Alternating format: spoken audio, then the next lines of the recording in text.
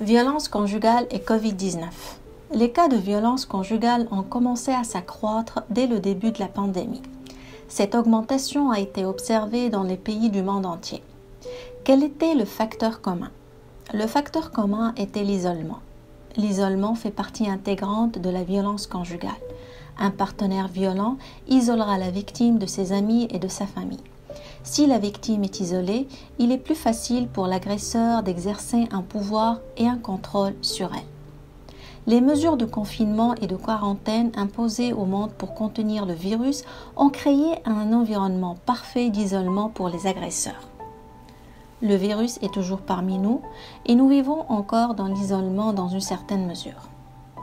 Voici ce que vous pouvez faire pour rester en sécurité. Premièrement, partez tant que vous le pouvez. Essayez de partir avant qu'un confinement n'entre en vigueur dans votre région.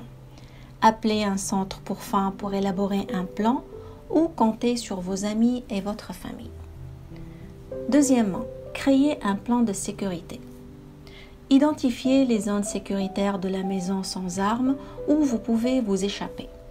Expliquez à vos enfants comment demander de l'aide. Gardez un téléphone avec vous en tout temps.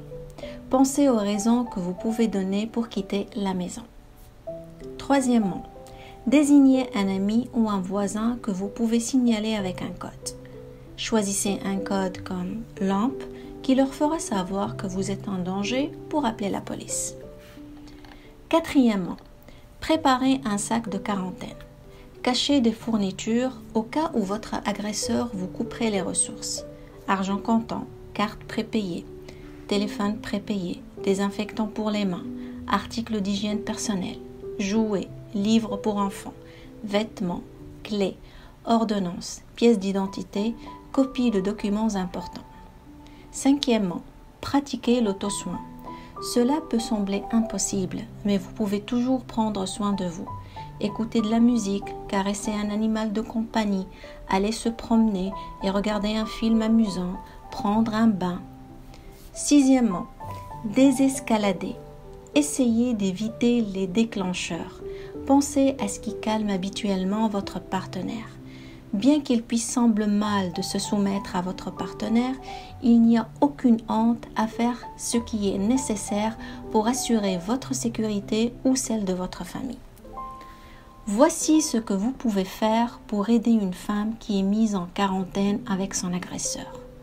1. Soyez quelqu'un à qui elles peuvent demander de l'aide. Avoir un code signalant un danger. 2. Offrez un soutien responsabilisant.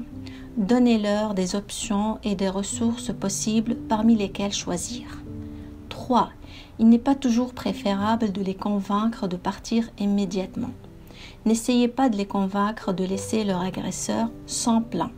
La violence familiale est complexe et souvent les victimes dépendent de leurs agresseurs pour obtenir un revenu ou ont peur d'être séparées de leurs enfants. 4. Protégez-vous aussi. Ne vous mettez pas en danger. Appelez le 911 si vous entendez des cris de la violence. 5. Partagez ces informations. De nombreuses personnes ont besoin de ces informations en ce moment. N'oubliez pas ces ressources importantes. La police, 911, SOS violence conjugale, ouvert 24 heures sur 7, 1-800-363-90-10, bouclier d'Athéna, 514-274-8117. N'ayez pas peur de demander de l'aide.